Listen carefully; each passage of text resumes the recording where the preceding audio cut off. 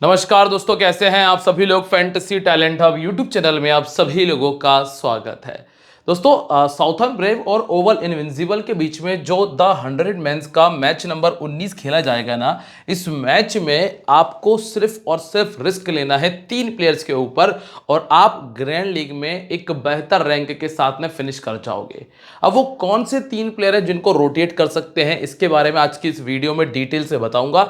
सारे प्लेयर्स के रिकॉर्ड देखेंगे, पिछले मैचेस में जो प्लेयर ज्यादा ही बेहतर कर गए थे वो कैसे इस मैच में फ्लॉप हो सकते हैं, उसके बारे में भी आपको सारी डिटेल दूंगा।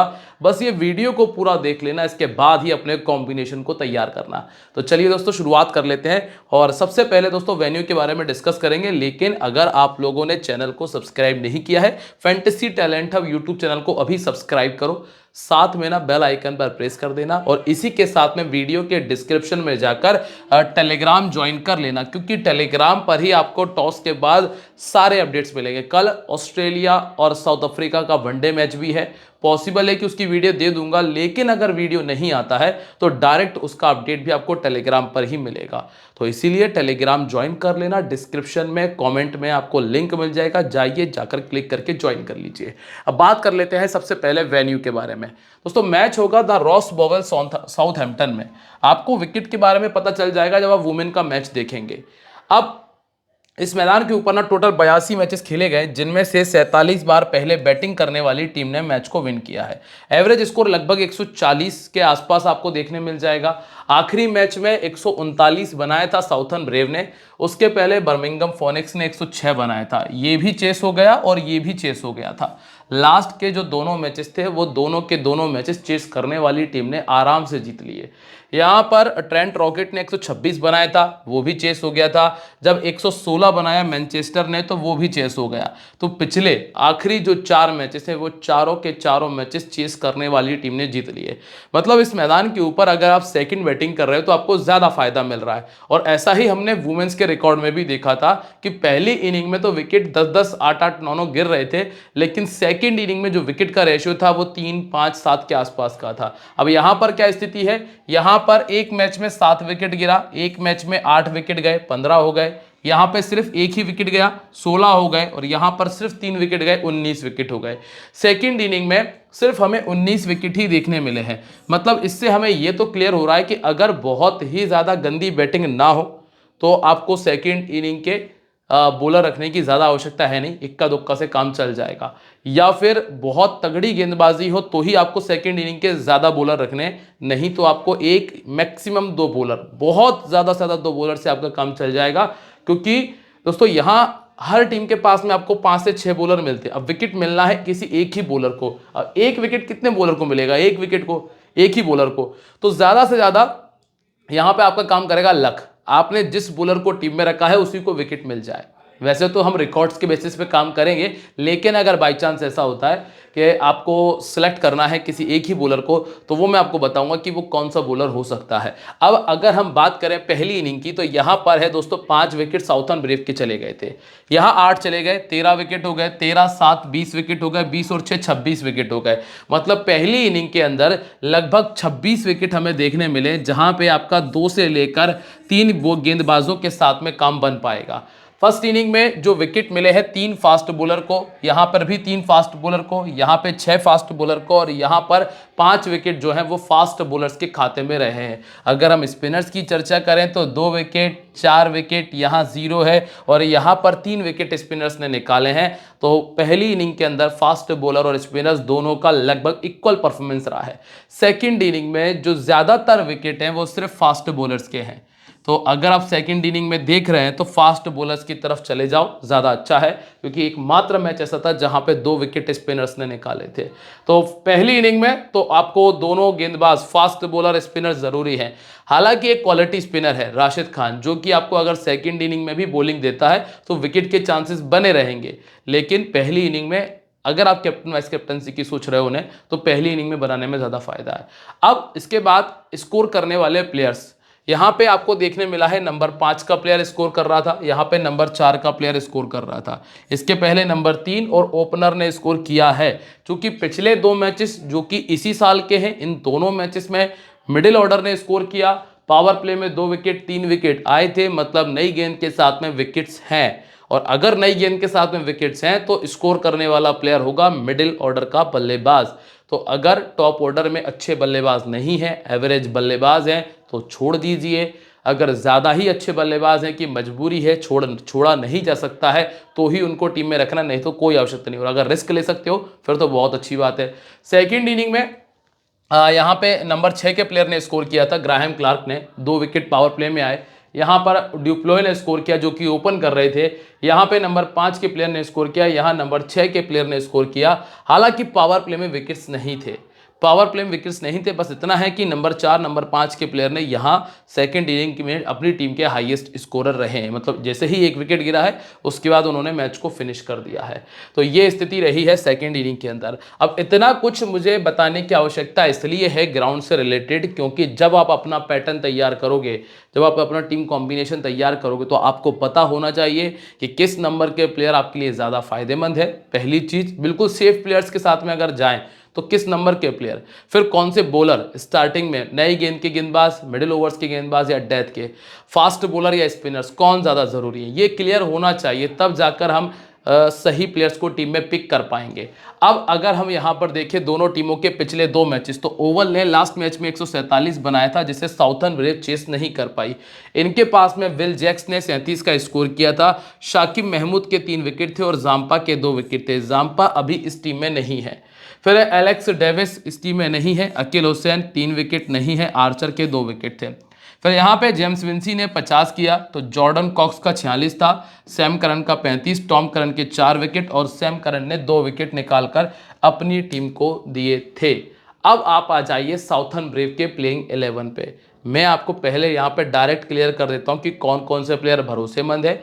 अगर पहली इनिंग में बैटिंग कर रहे हैं तो हम चूंकि मिडिल ऑर्डर तक जाने के बारे में बात कर रहे हैं, तो यहाँ देख लेते हैं भैया। यहाँ जो ये 3 प्लेयर आपके सामने हैं, जेम्स विंसी, ड्यूप्लॉय और जेसन रॉय, इन तीनों में से अगर आप सबसे ज़्यादा भरोसेमंद प्लेयर कहोगे तो मेरी नज़र में विंसी ही सबसे ज़्यादा भरोसेमंद है। ये दोनों प्लेयर आपको एवरेज या एवरेज से नीचे ही भरोसे लायक हैं।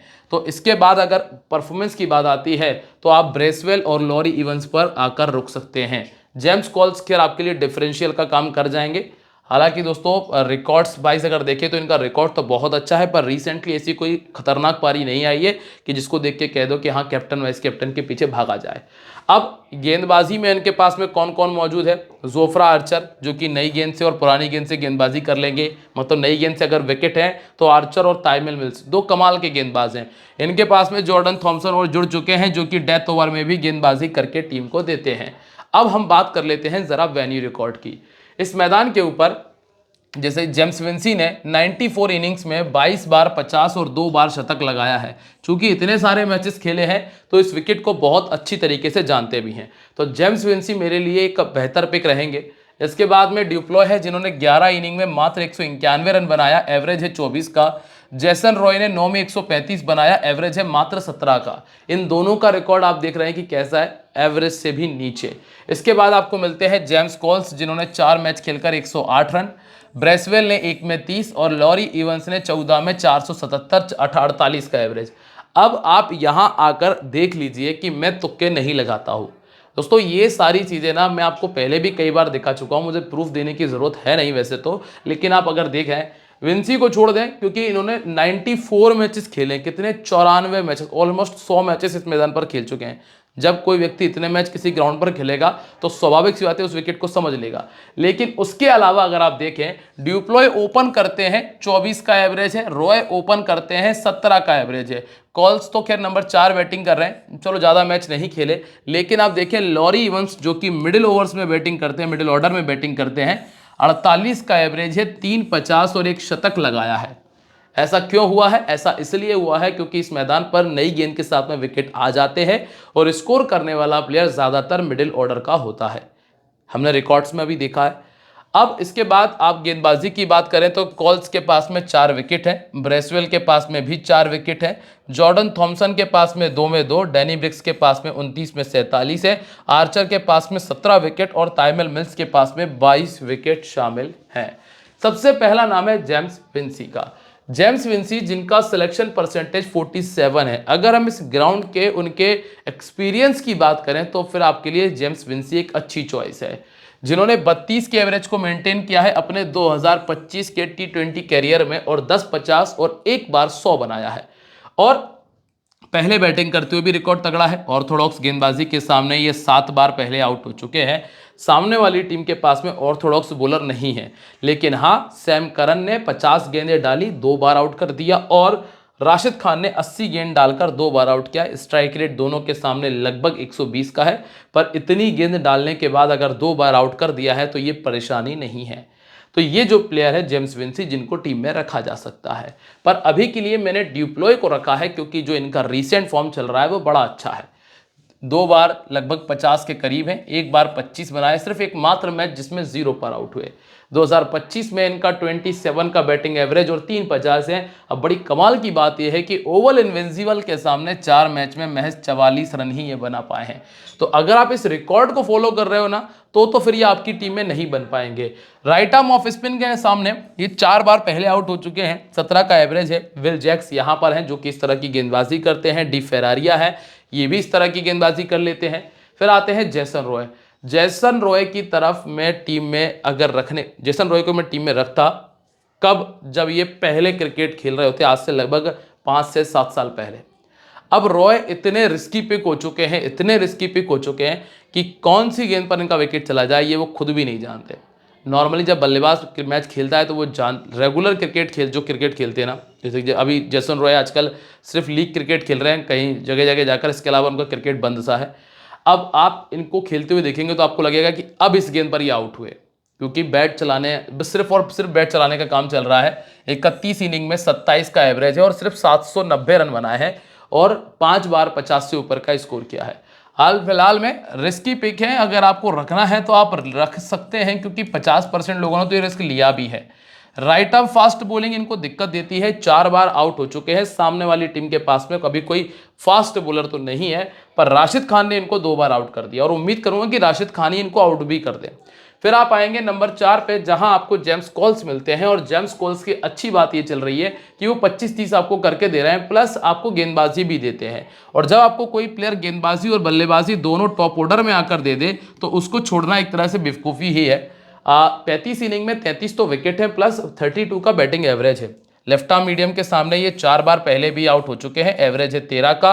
सैम करन और जेसन बेरेंड्रॉफ 2 ऐसे गेंदबाज हैं जो इनको परेशान ज़्यादा कर सकते हैं। इसके बाद मिचेल ब्रेसवेल है। अब ब्रेसवेल का बैटिंग डाउन आ चुका है नंबर 5, और ये चीज़ फ़ायदा देगी किसको, आपको भी और खुद मिचेल ब्रेसवेल को भी। नंबर 5 के प्लेयर भी हैं, बैटिंग कर रहे हैं, लगभग 15 गेंदें कर रहे हैं। 25 इनिंग में 22 विकेट है, 25 का बैटिंग एवरेज है। वाइस कैप्टनसी के लिए काफ़ी बेहतर चॉइस कहूंगा मैं आप लोगों से, स्पेशली इस मैच के लिए। ऑफ स्पिन के सामने थोड़ा फंस जाते हैं क्योंकि लेफ्ट हैंड बल्लेबाज हैं। राइट आर्म फास्ट बॉलिंग के सामने 2 बार आउट हो चुके हैं और ऑर्थोडॉक्स के सामने 3 बार। विल जैक्स और डी फेरारिया इस तरह की बॉलिंग करते हैं जो इन्हें परेशान कर जाए, पर मिचेल ब्रेसवेल को टीम में रख लेने में फ़ायदा है। हम आ चुके हैं नंबर 6 पे, लेकिन नंबर 5 तक में हमें सिर्फ और सिर्फ मिले हैं 2 से 3 प्लेयर ऐसे मिले हैं जिनको टीम में रख लो तो ठीक है। जैसे ऊपर से तो खैर मैं जेम्स विंसी और ड्यूप्लोय में से थोड़ा सा कंफ्यूज हूँ, तो मैंने ड्यूप्लोय को रखा, लेकिन टॉस के बाद मैं तय करूंगा कि किसके साथ जाया जाए। बाकी जेम्स कॉल्स और मिचेल ब्रेसवेल 2 कंफर्म प्लेयर आपको मिल जाते हैं। इसके बाद आती है लॉरी इवंस की बारी। लॉरी इवंस को अगर रखना है तो सिर्फ पहले बैटिंग में ही ट्राई कर सकते हो, पर जब आप ये रिकॉर्ड देखोगे कि ओवल इनविंसिबल के सामने जो इन्होंने 5 मैच खेले हैं उसमें टोटल इन्होंने 35 रन बनाए हैं। अब एक ऐसे प्लेयर पे रिस्क कैसे ले लिया जाए जिसने एक पर्टिकुलर टीम के सामने 50 रन भी पूरे नहीं करे 5 पारियों के अंदर। तो इसीलिए अभी मैंने लॉरी इवंस को नहीं रखा है। हालांकि इस ग्राउंड का रिकॉर्ड इनका बहुत अच्छा है और ये ग्राउंड अलाउ करता है कि आप मिडिल ऑर्डर के बल्लेबाजों को अपनी टीम में रख लो, पर इनका रिकॉर्ड उतना बेहतर नहीं होने की वजह से मैंने अभी छोड़ा है। और लेग स्पिन के सामने ये 2 बार पहले आउट हो चुके हैं। आप इनको ग्रैंड लीग में ट्राई करिएगा। नेथन सोटर और राशिद खान 2 ऐसे प्लेयर हैं जो इन्हें परेशान करेंगे। हिल्टन कार्टराइट को आपको देखने की आवश्यकता नहीं है, नंबर 7 के प्लेयर हैं, स्क्रीनशॉट आप ले सकते हैं। बाकी जॉर्डन थॉमसन की बात कर लेते हैं। 27 इनिंग 31 विकेट इनके पास है। जब पहले बॉलिंग करते हैं तो 15 में 15 हैं, और जब सेकंड बॉलिंग करते हैं तो 12 में 16 विकेट इनके खाते में है। लास्ट मैच में सेकंड बॉलिंग करते हुए 2 विकेट भी इनके पास आए थे। थोड़ी बहुत बैटिंग कर लेते हैं, पर जब हम हिल्टन कार्टराइट की बैटिंग की ही उम्मीद नहीं कर रहे हैं तो फिर आप थॉमसन की बैटिंग की उम्मीद क्या ही करोगे। तो हाल फिलहाल की स्थिति में जॉर्डन थॉमसन को रखा जा सकता है अगर टीम पहले बॉलिंग कर रही है तो। सेकंड बॉलिंग का रिकॉर्ड अच्छा है, पर मैं रखाना चाहता हूं आपको टीम में पहली इनिंग के लिए। ऐसा इसलिए है क्योंकि यहां हमने देखा है कि सेकंड इनिंग में विकेट ज़्यादा गिर नहीं रहे हैं, और अगर सेकंड इनिंग में ज़्यादा विकेट नहीं गिर रहे हैं तो हम नॉर्मल सी बात है कि पहली इनिंग में ही एक्स्ट्रा बॉलर को पिक कर सकते हैं। फिर आते हैं आर्चर। 24 इनिंग 26 विकेट है। पहले बॉलिंग करते हुए 14 इनिंग में 17 विकेट इनके पास है। सेकंड इनिंग में 9 विकेट इन्होंने निकाले हैं। ताइमिल मिल्स जो कि डिपेंड करते हैं स्विंग के ऊपर, वेरिएशन के ऊपर, ये दोनों इनिंग्स में आपके लिए एक अच्छी चॉइस है, और इन्होंने अभी तक 7 विकेट निकाले भी हैं, तो ये ऑलमोस्ट कंफर्म पिक है। इसके बाद डैनी ब्रिक्स को 38 इनिंग 56 विकेट है। यहाँ स्पिनर्स का बहुत ज़्यादा रोल दिख नहीं रहा है, इसीलिए डैनी ब्रिक्स को अभी हाल फिलहाल में मैंने छोड़ा है। बाकी अगर विकेट में कुछ टर्न वाली बात नज़र आती है, जब हमें पिच रिपोर्ट क्लियर होगी, तो मैं फिर तय करूंगा कि इनको लेना है या नहीं लेना। वैसे तो यहाँ पे स्पिनर को अभी तक विकेट ज़्यादा नहीं मिले हैं। अब आते हैं हम ओवर इनविंसिबल पे। यहाँ आप बैटिंग देखें, विल जैक्स है, इसके बाद Jordan Cox, Sam Curran. Batting यहाँ भी ऐसी कुछ खास नहीं है। फिर सैम बिलिंग्स हैं, डी फेरारिया मिलते हैं। गेंदबाजी में आपके पास में ज़रूर तगड़ी बॉलिंग है। राशिद, शाकिब, नेथन स्वाटर ठीक है। बेरेंड्रॉफ बढ़िया बॉलर है जो कि आपको पावर प्ले में गेंदबाजी देगा। चूंकि यहाँ पर पावर प्ले में विकेट के चांसेस अच्छे हैं तो मैं बेरेंड्रॉफ को लेके चलूंगा। राशिद खान तो वैसे भी विकेट निकाल रहे हैं, अब शाकिब महमूद को भी विकेट आ रहा है, तो ये तीसरा गेंदबाज इस टीम से मेरी टीम में जगह बना सकता है। अब आप यहाँ पर देखें, ओवल इनविंसिबल के जो विल जैक्स हैं, इन्होंने इस मैदान के ऊपर 7 मैचेस में 265 रन और 53 के एवरेज के साथ में 250 किया। बाकी तवांडा ने कुछ भी खास नहीं, 2 में 10, जॉर्डन कॉक्स 2 में 16, सैम करन 4 में 57 का स्कोर है। सैम बिलिंग्स का 10 में 125 है और टॉम करन का 6 में 109 है। गेंदबाजी में सैम करन को 4 में 2, टॉम करन को 4 में 7 विकेट मिले हैं। राशिद खान को 3 में 2 मिले हैं। साकिब महमूद को 1 में 0 और नेथन स्वाटर को 7 इनिंग में 4 विकेट पहले भी इस मैदान पर मिल चुके हैं। विल जैक्स, जिसे काफ़ी सारे लोग अपना वाइस कैप्टन बना रहे हैं, हमारे पास में ना वाइस कैप्टनसी के लिए वैसे तो एक बढ़िया चॉइस है ब्रेसवेल की, लेकिन अगर आप चाहो तो जैक्स को ट्राई कर सकते हो, पर इन्होंने लास्ट मैच में बॉलिंग नहीं की है, ये याद रखिएगा आप। 32 का बैटिंग एवरेज है, 17 विकेट ये निकाल चुके हैं। रेगुलर बॉलिंग नहीं करते हैं। पहले बैटिंग करते हुए 5.50 और सेकंड बैटिंग करते हुए 3.50 है। एक बार 100 से ऊपर का स्कोर भी है। ऑफ स्पिन के सामने ये 3 बार पहले भी आउट हो चुके हैं। मिचेल ब्रेसवेल गेंदबाजी करेंगे, दिक्कत दे सकते हैं। ताइमल मिल्स ने तो 4 बार आउट कर दिया है 50 गेंदों के अंदर। हालांकि रन जरूर बिल्कुल डबल दिए हैं, लेकिन आउट भी किया है 4 बार। इसके बाद है तवांडा। तो तवांडा 39% लोगों ने टीम में रखा है। रिकॉर्ड ऐसा है कि आप अगर सिर्फ रिकॉर्ड देख के टीम बना रहे होते तो आप इनको नहीं छोड़ते। 29 का एवरेज है, 2 बार पहले बैटिंग करते हुए 50, 4.50 है सेकंड बैटिंग करते हुए। लेकिन अगर हम रीसेंट फॉर्म की बात करें तो 2 मैचेस अच्छे गए हैं, 2 मैचेस खराब गए हैं। तो अभी के लिए ये आपके लिए ग्रैंड लीग में ही काम आ सकते हैं, स्मॉल लीग में नहीं ले रहा हूँ। ऑर्थोडॉक्स गेंदबाजी इनको दिक्कत दे जाती है। 80 गेंदों में 8 बार आउट हो चुके हैं। जेम्स कॉल्स और डैनी ब्रिक्स इस तरह की गेंदबाजी करते हैं। यहाँ पे मौका है डैनी ब्रिक्स या फिर जेम्स कॉल्स अपने लिए एक विकेट निकाल दें। फिर आते हैं Jordan Cox. Wicket keeping section में आपके पास में चॉइसेस के तौर पे लॉरी इवंस है और एक तरफ है Jordan Cox. Laurie Evans batting कर रहे हैं नंबर 5, नंबर 6 पे, और ये बैटिंग करेंगे नंबर 3 पे। तो अगर टॉप ऑर्डर के हिसाब से देखा जाए तो ये एक अच्छी चॉइस है। तो इसीलिए जॉर्डन कॉक्स को टीम में रख लेना एक अच्छा ऑप्शन है। पहले बैटिंग करते हुए 3.50 है, सेकंड बैटिंग करते हुए 100 बनाया, 32 का एवरेज है, और पिछले 2 मैचेस ऐसे चले गए कि लोग इनको टीम में लेकर भी चलेंगे। तो अगर नहीं भी चले तो आपका नुकसान नहीं होने वाला है। ताइमिल मिल्स ने इनको 2 बार पहले भी आउट किया है। इसके बाद सैम करन तो खैर कैप्टनसी की चॉइस में है, क्योंकि अपनी 20 गेंदें लगभग पूरी डाल देंगे, प्लस आपको चौथे नंबर पे बल्लेबाजी देंगे। बल्लेबाजी ऐसी है कि अभी तक 34, 14 और 14 का स्कोर पहले भी कर चुके हैं। लगभग 30 के एवरेज को मेंटेन करते हैं और हर एक मैच में कम से कम 1 विकेट तो आया ही आया है। तो एक तरह से सेफ चॉइस बन जाते हैं कैप्टन वाइस कैप्टनसी के लिए। हाँ, अगर आप ग्रैंड लीग की बात कर रहे हो तो ग्रैंड लीग में आप किसी ऐसे बॉलर को ट्राई कर सकते हो जिसको आपको 3 विकेट की उम्मीद ज़्यादा हो। ऑर्थोडॉक्स के सामने ये 4 बार आउट हो चुके हैं। राइट आर्म फास्ट बॉलिंग के सामने ये 3 बार पहले भी अपना विकेट गंवा चुके हैं। एक बार फिर से कॉल्स और डैनी ब्रिक्स को मौका है। बाकी जोफ्रा आर्चर तो इनको पहले भी परेशान कर चुके हैं। सैम बिलिंग्स 23 का बैटिंग एवरेज है, एक मात्र 50 किया है और रीसेंट फॉर्म भी ऐसा कुछ खास है नहीं, तो ये अभी टीम में नहीं है। ताइमल मिल्स के पास एक और मौका, क्योंकि ये 2 बार पहले इनको आउट कर चुके हैं। फिर आते हैं डी फेरारिया।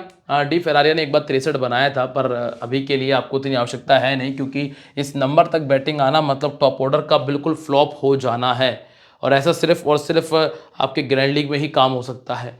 इसके बाद है टॉम करन। पिछले मैच में 4 विकेट आ गए, पर ये बॉलर कभी भी अच्छा बॉलर नहीं है। इनको यहाँ विकेट मिल जाते हैं इंग्लैंड के अंदर, कारण है एक तो ये कि बल्लेबाजी लेवल बहुत ही गंदा है, बहुत ही लो क्रिकेट आपको देखने मिलता है आईपीएल के अलावा किसी भी दूसरी सीरीज़ के टूर्नामेंट के अंदर। अगर आप आईपीएल में देखेंगे, टॉम करन बिकते भी नहीं है अब तो इनको सोल्ड भी नहीं होते हैं, मतलब अनसोल्ड निकल जाते हैं। अभी वर्तमान में ये स्थिति है, और इंग्लैंड में 4-4 विकेट निकाल रहे हैं। यही है चीज़, और ऐसा नहीं है कि यही, मैंने कई सारे ऐसे बॉलर देखे हुए हैं जो इंडिया में आके कुछ भी नहीं कर पाते हैं, विदेशी में आप देखेंगे कमाल कर। राशिद खान जैसा बॉलर की मैं पहले भी कह चुका हूँ, इंडिया में आप उठाकर देखें इस साल उन्हें विकेट मिलना मुश्किल हो गया था। 21 इनिंग 18 विकेट हैं, जिसमें पिछले ही मैच के 4 विकेट भी शामिल हैं। अब इस वजह से काफ़ी सारे लोग पीछे भागेंगे, पर मैं अभी भी सलाह यही दूंगा कि दोस्तों एक महज संयोग कह सकते हो, तुक्का कह सकते हो, पर ऐसा बार बार हो जाए ये मुश्किल है। इसीलिए मेरी टीम में अभी नहीं है। अगर आप रखना चाहते हो तो रख सकते हो, कोई ऐसी दिक्कत वाली बात नहीं है। इसके बाद है राशिद खान। कम से कम 1 विकेट आएगा आराम से। 29 इनिंग में 28 विकेट निकाल चुके हैं, आराम से 1 विकेट आपको दे सकते हैं। शकीब महमूद की बात करेंगे तो इन्होंने अच्छी बॉलिंग की है, 23 में 34 विकेट का रिकॉर्ड भी अच्छा है, और पहले बॉलिंग करते हुए 10 में 21 विकेट है। तो अगर पहले बॉलिंग करें तो वाइस कैप्टन तक भी आप जा सकते हैं। इसके बाद शॉर्टर की तरफ, ये तो खैर रिस्की प्लेयर है, तो अभी यहाँ पे दिमाग लगाना आपको ज़रूरत है नहीं। अब बात आती है जेसन बेरेंड्रॉफ की, तो ये बंदा है विकेट टेकर। ये बंदा विकेट टेकर है। अगर पावर प्ले में विकेट संभव है तो आराम से 1 से 2 विकेट आपको देके जाएगा, और यही रीज़न है कि आप सामने वाली टीम के 3 में से 2 प्लेयर छोड़ सकते हो। बस किस्मत वहाँ साथ दे जाए कि जिन 2 प्लेयर्स को आपने छोड़ा है वही 2 प्लेयर आउट हो जाए, क्योंकि हमारा काम रिकॉर्ड दिखाना है, बताना है, एनालिसिस करना है, पर कंफर्मेशन तो मैच में ही क्लियर होती हैं चीज़ें। अब कैप्टन वाइस कैप्टनसी में सैम करन, जैक्स और ब्रेसवेल, ये वो 3 नाम हैं जो 99% लोगों के कैप्टन वाइस कैप्टन की लिस्ट में शामिल है। एक जेम्स कोल्स को मेरी तरफ से आप ग्रैंड लीग में, और एक राशिद खान को मेरी तरफ से ग्रैंड लीग में आप ट्राई कर सकते हो एज अ वाइस कैप्टन, ठीक है। अब क्या कहता है टीम कॉम्बिनेशन और क्या रिप्लेसमेंट मौजूद है वो देख लेते हैं। दोस्तों यहाँ अगर आप लोगों को सारी चीज़ें सही तरीके से समझ में आई हो तो वीडियो को लाइक और कमेंट तो आप लोगों ने कर ही दिया होगा, शेयर ज़रूर कर देना और टेलीग्राम ज्वाइन कर लेना। अब यहाँ देखें आप, जॉर्डन कॉक्स विकेट कीपिंग में आपके पास एक ऑप्शन है, और एक ऑप्शन है लॉरी इवंस का। अब ये तो बहुत ही रिस्की है कि आप लॉरी इवंस पर आओ, क्योंकि अगर गलती से बैटिंग नहीं आ पाई तो दिक्कत हो जाएगी, इसलिए ये कंफर्म हो जाते हैं। फिर ड्यूप्लोय ऑब्लिक विंसी, इन दोनों में से एक कर लेना। मैं विंसी का विचार बना रहा हूँ, अब मेरा दिमाग विंसी की तरफ भाग रहा है तो मैं विंसी को ट्राई कर लेता हूँ। विल जैक्स तो कंफर्म है, ठीक है। जेम्स कॉल्स मेरे कंफर्म है, Curran, Bracewell, Behrendorff, Rashid, Tymal Mills, Jofra Archer और शाकिब महमूद। अब यहाँ ना चेंज करने के लिए आपके पास कोई ऑप्शन बचा नहीं है। अब मैं अगर अपनी तरफ से चेंज करने के लिए बोलूँ तो फिर आप राशिद खान के स्थान पर टॉम करन ट्राई कर लेना अगर करना हो, या फिर जॉर्डन थॉमसन को ट्राई कर लेना। ऐसा इसलिए क्योंकि स्पिन को ज़्यादा सपोर्ट मिला नहीं है अभी तक तो इस मैदान के ऊपर, तो अगर 1 विकेट भी राशिद खान को मिलता है तो नुकसान नहीं होगा। 2 विकेट तक भी मैंने सोच रहा हूँ कि बहुत ज़्यादा नुकसान होगा, क्योंकि ये भी 2-2 विकेट तो निकाल सकते हैं। इसीलिए हाँ, अगर ये 3 विकेट निकालते हैं तो संभावनाएं बिगड़ जाएंगी, इसलिए अभी मैंने राशिद खान तो रखे, क्योंकि सिलेक्शन परसेंटेज के बेसिस पे भी काम होता है थोड़ा सा। बाकी आप जीएल में, डिफरेंशियल में, मिनी लीग में इनको ट्राई करके देख सकते हो। उम्मीद करता हूं कि जो मैं आपको बताना चाहता हूं वो सारी चीज़ आपको समझ में आती होंगी।